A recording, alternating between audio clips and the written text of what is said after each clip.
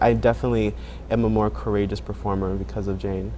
She made everybody feel like anything was possible. A lot of teachers are just avant-garde and, I'm from the theater, and she was, but she was like a real person and she didn't talk down to us. I can take everything that I've learned from her with the rest of my life.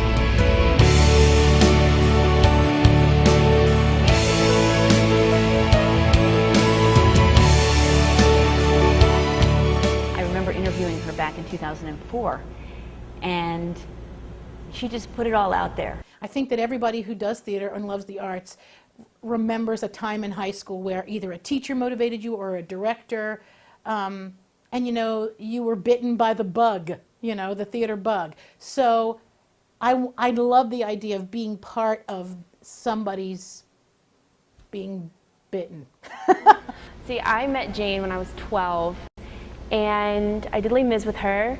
Then I loved it so much I came back and did hair. First time I met her was for hair auditions, and I was scared because Jane had this presence. Terrified. I think I was 11 years old. She was just so big. She had a huge spirit, and she taught by sharing that spirit with her students. I think Jane sees the potential in everyone, that people don't see. Usually most choir teachers for me would be like, oh, you're an alto, sing low.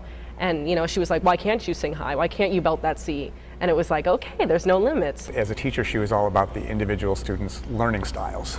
Maybe they were going to learn by writing it down. Maybe they were going to learn by focusing on hearing it.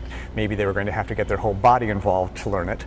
And she identified, it was the first thing that she did with any group of kids, was to figure out which of those ways was that kid's way. The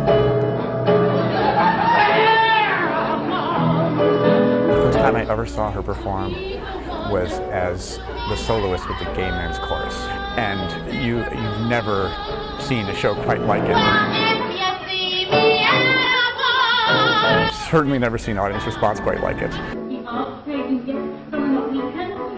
She just had a way of cutting through whatever veil people tend to have between themselves and the audience. She was there with you.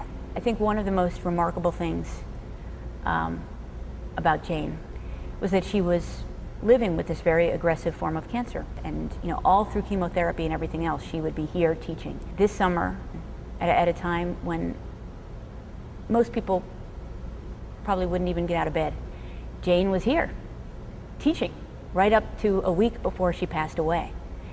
And she was teaching and directing Rent, which was a show about living with illness, how we say goodbye, how we make the most of every moment.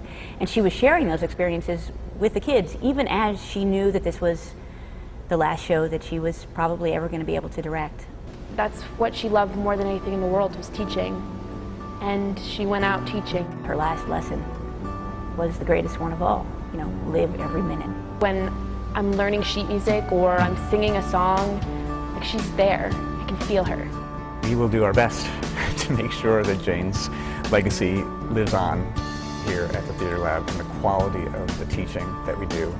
I'm gonna miss her being there and just being Jane. Let's go back. My name is Jane Pesci Townsend, and I am the chair of the artistic... No, I'm not. Hold on. Why is this so hard? Chair of the world. I'm queen. Okay.